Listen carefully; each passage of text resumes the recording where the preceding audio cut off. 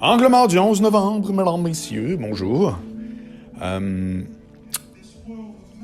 petite musique de fond différent un peu. Hein? On fait le lounge aujourd'hui. Ils viennent de laver mes fenêtres. Ils viennent de passer pour laver les fenêtres. Ça fait quand même un très beau travail. Aujourd'hui, on rentre dans le vif du sujet. Alors, vous êtes peut-être pas sans savoir qu'il y a un épisode de La Petite Vie qui a été momentanément censuré hier. Parce qu'il y avait Normand Brathwaite là-dedans qui faisait des références au noir, pas trop clair, ou je ne sais quoi. Épisode que je me souviens pas, mais je les ai pas tout écoutés. Et puis là, c'est relaté dans le Journal de Montréal et dans la presse. Et puis, voilà, tu apprends, et c'est mon sujet d'aujourd'hui, que Radio-Can a reçu, attention, roulement de tambour, une plainte. Une plainte pour tout à coup dire La Petite Vie, ça, c'était raciste. Et Colin qu'on a honte de ça. Pour finalement, dans la même journée, dire non, ça va se ramasser sur Tout TV Extra avec un avertissement. Mon sujet aujourd'hui, c'est pas... Puis Marc Cassivi a un éditorial très intéressant aujourd'hui. Marc Cassivi qui, 90% du temps, tout ce qu'il dit, je suis littéralement de l'autre côté de la clôture, ce qui le rend pas invalide, hein? Ses positions sont étayées, c'est intéressant. Mais règle générale, quand il dit de quoi, dites-vous que moi, je pense l'exact contraire. Mais c'est plutôt intéressant qu'autre chose. Puis là, on est sur la même longueur d'onde, c'est-à-dire que il y a du monde qui n'ont rien demandé, puis là, ça repart la machine de « on peut plus rien dire », puis ça repart la machine de... Tu sais, ça repart toutes les machines. Parce qu'à un moment donné, là, sérieux... Radio-Canada reçoit une plainte. Puis là, je veux vraiment faire intervenir la réalité de la radio à Québec avec les médias, notamment la télé à Montréal. C'est foudroyant, la différence. Si vous saviez l'historique des plaintes qui sont envoyées au directeur de la programmation, puis même au CRTC, dans la radio à Québec... évidemment, je parle pas de week-end, là, mais je parle du FM 93, Choix, principalement, peut-être dans le temps Boulevard, quand il était avec certaines émissions de radio parlée. Je veux dire, c'est quoi cette gestion de plainte-là où une personne est capable de dire « cette émission-là doit être retirée de tout », c'est complètement extravagant, c'est ridicule. Puis c'est pour ça que dans la chaîne du « on peut plus rien dire », c'est trop facile de lancer la roche à ceux qui interviennent dans le camp des offensés ou de ceux qui considèrent que faut plus dire le mot « haine ». Puis tout ça, là, c'est comme... Il y a des gens dans la vie qui revendiquent des choses. Quand tu revendiques une chose, t'espères que ça va arriver. Comprends-tu? Il y a personne qui est dans la rue en se disant « nous autres, on fait juste chialer, on espère que rien va bouger ». Si tu t'en vas dans la rue, peu importe pourquoi, c'est parce que t'espères faire changer des choses. Même affaire quand tu votes, même affaire quand tu fais un référendum, etc. Tu le fais pas pour le plaisir, tu le fais pour que quelque chose change. Sauf qu'il y a du monde qui ne demande rien. Puis tout à coup, il y a une personne qui a le pouvoir d'arrêter Radio-Canada au grand complet. C'est ridicule. Fait que là, à un moment donné, il va falloir aussi que les gens qui reçoivent ces plaintes-là, n'importe qui, là, quand vous recevez une plainte, il faut savoir à un moment donné comment on deal avec. Puis souvent, on deal avec en faisant juste rien. C'est juste fou furieux qu'on soit fragile au point. Puis là, je vais vous amener sur plein de points par rapport à ça. Marie-Chantal Toupin m'a déjà dit qu'elle, une des raisons pour lesquelles ça s'est bien passé dans sa carrière, c'est quand elle avait des emails ou des communications, puis quand est arrivé les pages Facebook, etc., parce que sa carrière était très, très haute avant même que tout ça arrive, avant même 2007, là, si on veut, qui est l'année où Facebook est devenu très populaire ici au Québec notamment. Je veux dire, elle disait, moi, je réponds one-on-one à tout le monde. Puis c'est ça qui fait qu'à quelque part, j'ai réussi à virer ça, tu sais. Puis j'ai fait, non, c'est complètement farfelu. De penser que quand il y a une personne qui arrive sur ta page Facebook ou qui t'envoie un email, puis que tu lui réponds, puis que la personne finit par dire « Ah ouais, OK, c'est bon, ouais, j'arrête de t'haïr », que tu viens de faire une job par rapport à tous ceux qui ne t'ont pas écrit mais qui pensent la même affaire. C'est ridicule. À un moment donné, gérer les plaintes, c'est pas obéir aux plaintes. C'est comme complètement capoté. Gérer les plaintes, c'est à un moment donné, c'est de dire « Moi, je suis ouvert aux plaintes, je suis ouvert aux commentaires négatifs parce qu'il y a de l'information là-dedans. » Mais deuxièmement, je la gère. C'est pas un bouton. Moi, quand j'ai vu une personne écrire à Radio-Can, « Bonjour, je viens de voir un épisode de La Petite Vie, c'est super raciste, Brathwaite, il fait son noir de service, c'est terrible. Oh my God, vite, on arrête tout et tout. » C'est l'enfer.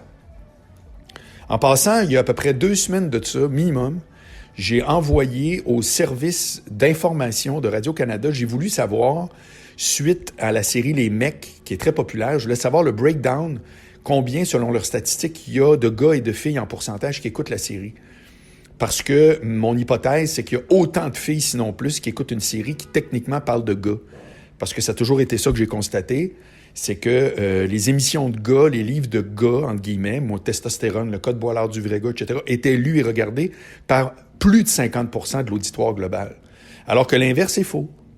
Il n'y a pas 50% d'auditeurs pour 2 filles le matin ou les copines d'abord ou... c'est que le vécu des filles, ça intéresse les filles, mais pas beaucoup les gars. Mais le vécu des gars, comment les gars pensent, etc., ça fascine les filles. On n'est pas pareil là-dessus. C'est pas moi qui parle, c'est des stats. À un moment donné, c'est de même.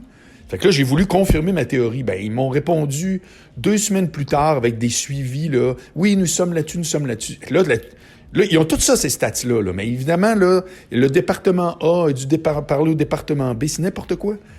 Puis ils ont osé, en plus, il y a 3-4 jours de ça, me demander « Êtes-vous content de nos services? » Hey, je t'ai écrit une affaire. Zéro, je retiens rien. Je te demande une question simple. Vous me faites plein de suivis, mais sans jamais m'arriver avec les réponses. Qu'est-ce qu'il y a de controversé dans ma question? Il n'y a pas rien à se cacher. C'est quoi vos stats qui disent? Je me suis présenté, je suis chroniqueur au FM 93. Je veux juste parler de ça. Je veux juste faire une pub. Votre série, je ne l'ai pas vue. Il paraît que c'est très bon. J'ai rien de négatif à dire. C'est comme capoté. Ça fait que je sais pas, vous autres, dans vos vies personnelles, c'est comment, mais quand c'est rendu que tu veux absolument avoir aucune plainte de rien, c'est que tu t'auto-peintures dans le coin. Tu t'empêches de pouvoir exister, mais foi du bon Dieu. Fait que Cassivi, habituellement très de la gauche bien pensante, puis très tout ce que vous voulez là, à gauche, là, dans la caricature quasiment de la gauche. Qui est pas, ça veut pas dire, quand je dis caricature, c'est vrai que ça sonne négatif. Je suis loin contre... Je suis pas habituellement du côté de ses positions, mais je le répète, c'est pas des positions débiles. OK? C'est pas extrême. Là. On se comprend, il casse pas de vite. Mais il reste que là, aujourd'hui, dans la presse, il dit carrément, à un moment donné, c'est crier au loup avec pas de loup. Puis, tu sais, courage, fuyons, là, expression que j'aime beaucoup.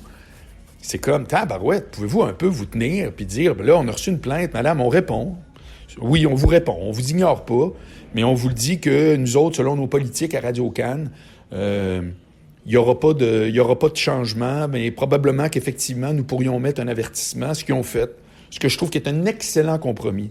C'est-à-dire, oui, que tu fais disparaître ça, mais tu peux mettre avis aux gens que c'est un truc d'une autre époque, etc. Puis comme Cassivi dit, si ça te tente de pouvoir parler de changement, il faut toujours bien que tu sois sur une assise quelconque. Si je veux changer quelque chose, il faut que quelque chose existe. Il faut que je le démontre. Si je dis ce gars-là est raciste, il faut toujours bien que je montre lui, puis regardez ce qu'il a fait, puis c'est raciste.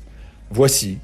C'est pour ça que je disais toujours, moi, à Eric, quand on était à radio, que j'étais 100% pour ça, de rapatrier les Canadiens qui sont allés combattre en Syrie pour l'État islamique. Pas pour les protéger, pour les accuser ici, puis publiquement dire « Ciao, bye, quand tu fais ça, au Canada, tu t'en vas en prison pour le restant de tes jours. » Pas pour dire « Oh mon Dieu, là, il faut protéger les droits, puis je suis pas droit de l'homme tout le temps, là, pas en tout. Là. » Puis là, vois-tu, il y en a des Canadiens, semble-t-il, qui sont rendus en Syrie, qui sont là, puis on n'en parle plus. Ça fait qu'on oublie un peu cette affaire-là, alors que moi, j'aurais voulu que ça soit « Non. Tu viens ici, tu as participé à des actes terroristes, c'est tout prévu dans la loi. Il y a un procès, les journalistes sont invités, venez montrer là, la belle guenille, là. Puis, ah ouais, let's go. Puis là, tchlang, 3 coups de marteau, coupable, en prison. Ça m'a fait plaisir. Ça fait que, comprenez-vous pourquoi? On pourrait dire, non, il faut cacher ça, l'idée d'aller... Non. On cache rien. On dit, t'as fait ça, puis dans la société où on vit, c'est zéro, je retiens rien. Ça fait que c'est complètement zéro de dire, on montre plus quelque chose qui, soi-disant, passerait mal aujourd'hui ou serait raciste. On fait juste dire, regarde, c'est de même. Puis après ça, aujourd'hui, on fait plus ça. C'est tout. On est rendu ailleurs. La société a évolué ou autre. Puis où on en débat. Où on en débat, justement. En disant, C'est pas approprié. Il y a maintenant des gens qui avant se fermaient. C'est comme toute la question là, toute la question des identités. Là, c'est une question à la MeToo. C'est-à-dire que c'est plein de monde qui sont pas des Blancs, qui se disaient, ben c'est normal de se faire traiter de noir ou de se faire traiter de non, d'avoir des jokes c'est noir, puis de se faire traiter d'arabe, puis de se faire traiter de whatever. C'était comme pour eux autres un peu normal. Ça fait qu'ils ont le droit tout à coup de dire, hey, c'est quoi, c'est pas normal, là, lâchez-moi. Au pire, ignorez-moi, laissez-moi tranquille. Je suis noir, puis on s'en fout. Comme ce que j'ai raconté, que je vous ai déjà dit, que je viens de Charlebourg, moi, puis mes amis au secondaire jusqu'à l'université, c'était les frères Philogène, des jumeaux haïtiens, puis les Vargas, mes voisins, l'autre bord de la clôture, mes meilleurs chums, qui étaient des Chiliens. Je veux dire, de un, il faut que je m'en rappelle que c'était des Chiliens ou des Haïtiens. Ça n'avait aucun rapport.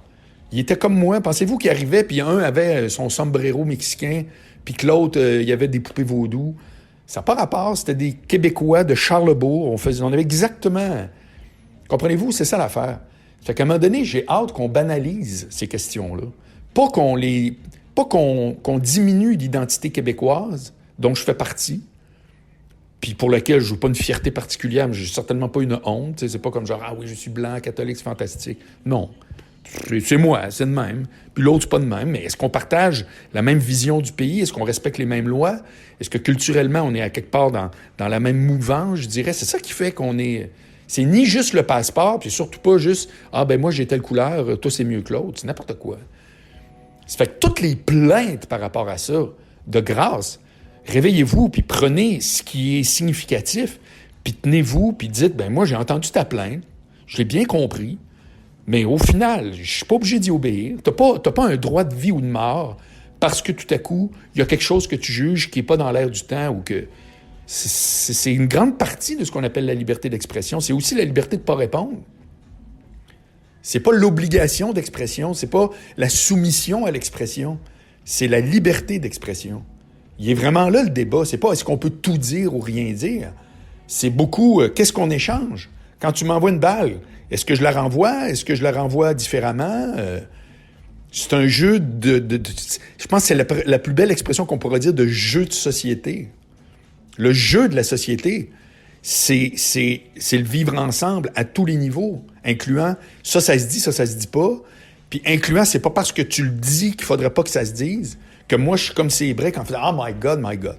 C'est que, bref, moi, je pense que tout le monde a une responsabilité de juger puis de pas tout le temps plier les chines face à tout ça. Parce qu'il y a du monde qui ne demande rien puis on joue les vierges offensées pareil. C'est comme hallucinant. Ça fait que, sérieusement, là, une plainte, il y a une loi du nombre là-dedans. Là. Il y a une personne qui a trouvé ça pas cool.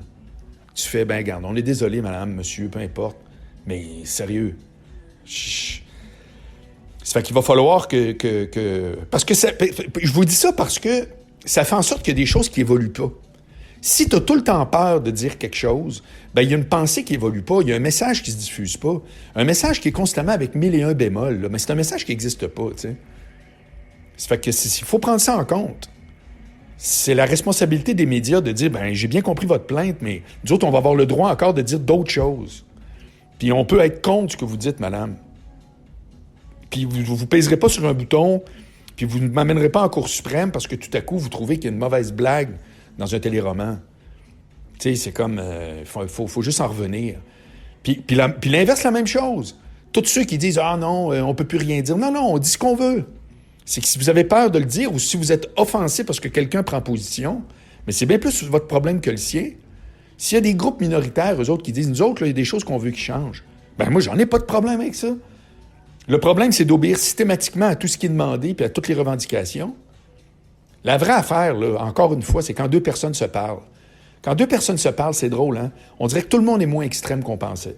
Puis quand deux personnes font juste dire « As-tu entendu ce qu'il a dit? » Puis là, tu pars « Ah ouais, le courrier du lecteur. » C'est tout le temps là que la marde pogne.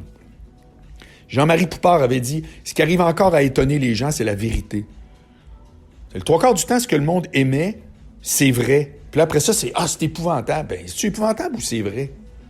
Parce que si c'est vrai, pour moi, c'est pas épouvantable. Ça veut pas dire qu'il faut que ça reste de même. Et moi, la vérité ne m'offense pas. Après ça, j'ai le droit de dire « Mais j'aimerais ça que ça change. » Voilà, je peux pas le mettre plus clair. À demain, tout le monde. Salut.